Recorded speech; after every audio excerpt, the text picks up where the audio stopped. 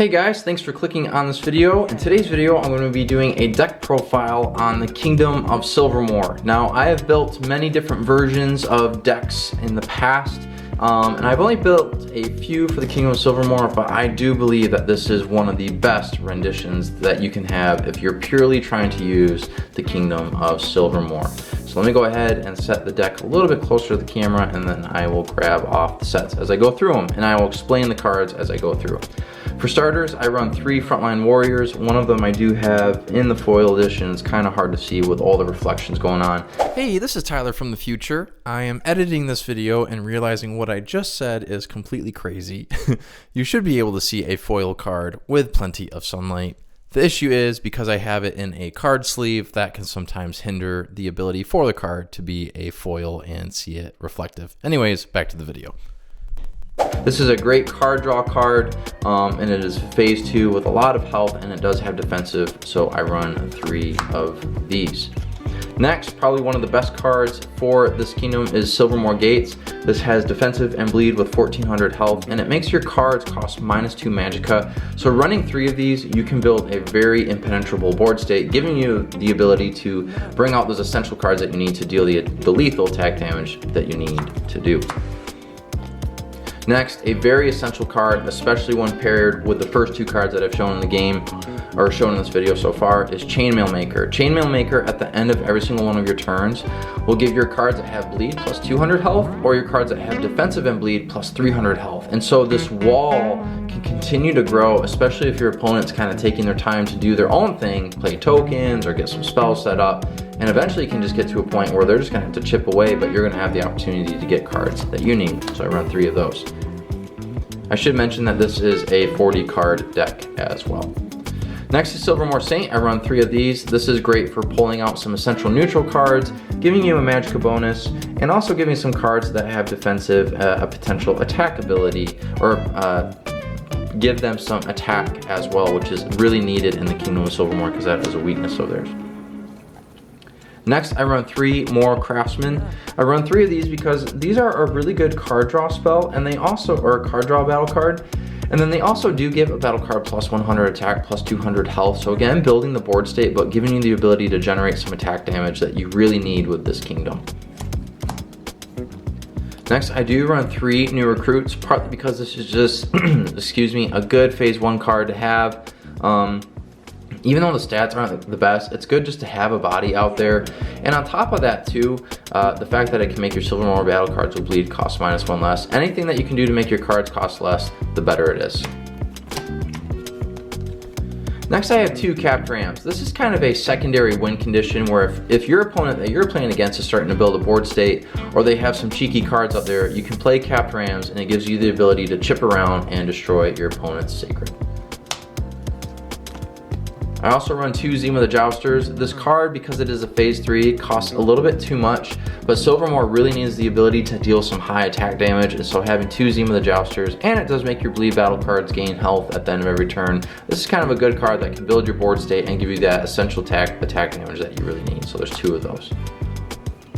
Next, in terms of neutrals, I run 2 Ula the Rebels. You're only allowed to run 2, but this is just great to get rid of some problem cards that are out on the field.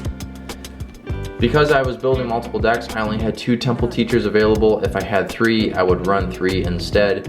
And that is simply because they give you the ability to give you additional attack and health, and that attack is so important for giving in the Kingdom of Silvermoore, and so that's why I run 2 of these.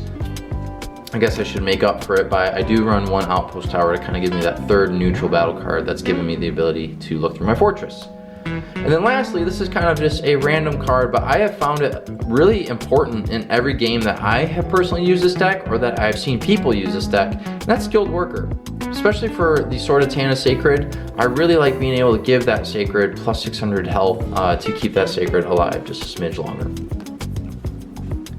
In terms of spells, I only run 1 Silvermoore spell, and that is Recruitment, and that is because I want to either look for a Tanis battle card or for a neutral battle card, and I think this is just a great way of bringing back cards from the graveyard or getting out essential cards, neutral cards that are in your fortress.